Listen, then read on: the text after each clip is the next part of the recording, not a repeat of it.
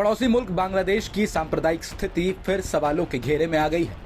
इस बार यहां हुए हमले में एक दो नहीं बल्कि 14 मंदिरों को निशाना बनाया गया है।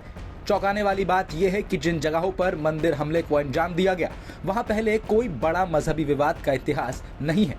ऐसे में इन हमलों ने लोगों के बीच डर का माहौल पैदा कर दिया है। अल्पसंख्यक समुदाय न सिर्फ धार्मिक संरक्षण बल्कि अपनी जान का संरक्षण भी मांग रहा है। इस वीडियो में हम आपको पहले खबर बताते हैं, फिर बांग्लादेश में मंदिर हमलों का इतिहास भी बताएंगे। कुछ तस्वीरें धार्मिक भावनाओं को ठेस पहुंचा सकती हैं, इसीलिए हमने उन तस्वीरों को ना दिखाने का फैसला किया है। ठाकुरगांव जिले के बलियाडांगी में असामाजिक तत्वों ने रात में 14 मंदिरों पर हमले को अंजाम दिया और मूर्तियों के साथ तोड़फोड़ की। कुछ मूर्तियां खंडित की गईं, जबकि कुछ मूर्तियां पास के ही तालाब में पाई गईं। अपराधियों की पहचान अभी तक नहीं हो पाई। हिंदू समुदाय की मांग है कि जल्द से जल्द इस मामले में कार्रवाई हो। बांग्लादेश के अंदर हिंदुओं की धार्मिक भावनाओं के साथ खिलवाड़ का ये कोई पहला मामला नहीं है।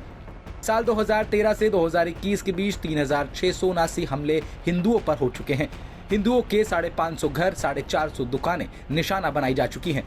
हिंदू मंदिरों में तोड़फोड़ के 1670 से भी ज्यादा मामले बांग्लादेश में दर्ज हैं। साल 2021 में दुर्गा पूजा के दौरान दंगे भड़क गए थे।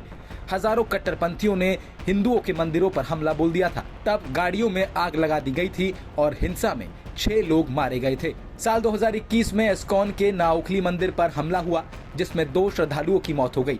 इस हिंसा में 71 मामले दर्ज हुए और 450 लोगों को गिरफ्तार किया गया। मगर सजा कितनों को मिली, ये जवाब अब भी बरकरार है।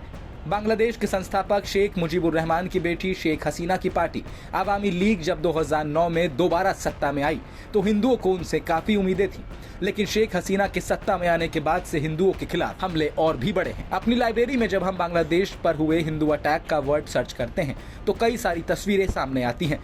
कहीं मूर्ति तोड़ने की घटना तो कहीं पूजा सामग्री को क्षति पहुंचाना, लेकिन उन तस्वीरों को हम दिखा नहीं सकते। लेकिन इतिहास में और पहले जाएं तो मुक्ति संग्राम की शुरुआत से पहले पाकिस्तान की सेना ने ऑपरेशन सर्चलाइट चलाया था। तब पहला निशाना वहां के हिंदू ही थे। 25 मार्च 1971 ढाका यूनिवर्सिटी में 42 लोगों की हत्या कर दी गई। मुक्ति संग्राम में पाकिस्तान की हार हुई और शेख मुजीबुर रहमान की आवामी लीग ने सरकार बनाई। इस सरकार ने बांग्लादेश को एक धर्मनिरपेक्ष राष्ट्र घोषित किया था, लेकिन अगस्त 1975 में बांग्लादेश में तख्ता पलट हो गया। 1977 में जनरल जियाउर रहमान राष्ट्रपति बने। संविधान से सेक्युलर शब्द बाहर कर दिया गया। इसी दौरान उन्होंने बैन इस्लामिक संगठन जमाते इस्लाम पर से बैन हटा दिया। उसके बाद 1988 में बांग्लादेश में इस्लाम को राष्ट्रीय धर्म घोषित कर दिया गया। बाबरी मस्जिद विवाद के बाद तो बांग्लादेश में दंगे और भी भड़क गए। 2001 की हिंसा में 200 से ज्यादा हिंदू महिलाओं का बलात्कार किया गया। 1947 में पूर्वी पाकिस्तान यानी बांग्लादेश में हिंदुओं की आबादी 30% थी। 1980 में बांग्लादेश में हिंदुओं की आबादी 13.5% रह गई और 2011 में आई जनगणना में बांग्लादेश में हिंदुओं की आबादी महज 8.5% ही दर्ज की गई। बांग्लादेश की प्रधानमंत्री शेख हसीना को कई बार ये कहते सुना जा चुका है कि जो दोषी हैं उन पर कार्रवाई होगी, लेकिन बांग्लादेश के हालात सुधरते नहीं दिखते। ऐसे में यूनाइटेड नेशंस को भी जरूरत है कि वह हस्तक्षेप करे और बांग्लादेश के अल्पसंख्यकों को जीवन जीने का अधिकार दिलवाए।